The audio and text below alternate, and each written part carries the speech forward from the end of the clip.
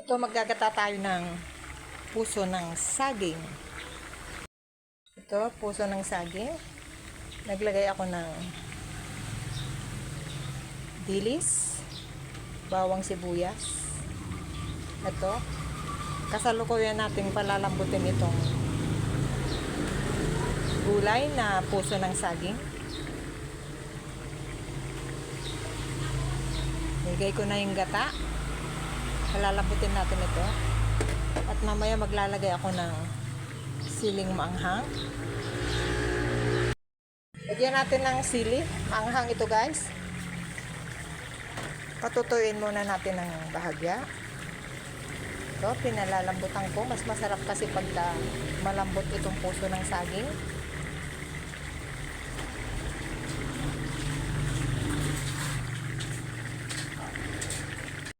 Pinakaduhan ko ito ng bawang, sibuyas, luya, paminta.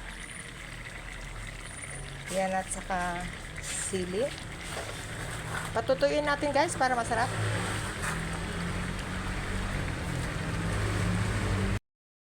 Apat na nyug ang kinudkod ko dito, guys. Ang pinanggata ko dito sa puso ng saging. Masarap ito, manamis-namis. 3 sili lang ang nilagay ko kasi may maanghang. Optional ito kung ayaw nyo, nasa inyo na yan. Patutuyuin muna natin bago natin hanguin para masarap. Yung iba naglalagay ng konting suka para wag daw masira agad, wag mapanis. Pero ako hindi na ako naglagay. Nasa inyo na, guys, kung gusto nyo. Bahala na kayo. Discarte nyo na yun, guys, kung yun ang gusto nyo, maglagay ng suka.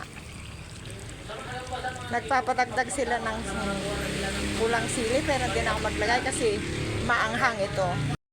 Tikman natin itong sabaw. Ang sarap, guys. Manamis-namis.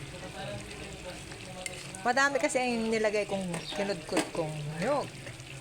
Kaya patutuyuin pa natin para masarap. Bahagyan na lang, guys. Ang sarap. Pwede rin ang ilagay nyo rito ay daing. Daing isasahog mo. Nasa inyo na. O kaya pritong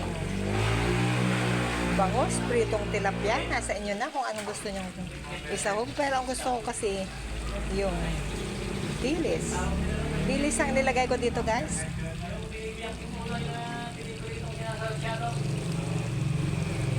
Bahagyan na lang para hanguin natin pag natuyo. Eto, guys, okay na. Pwede na itong hanguin. Lagay na natin sa tray.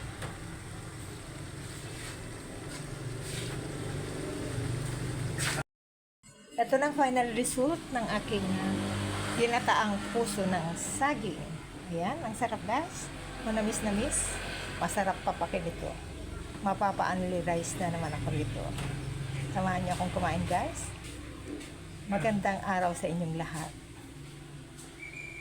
Hanggang sa muli. Bye!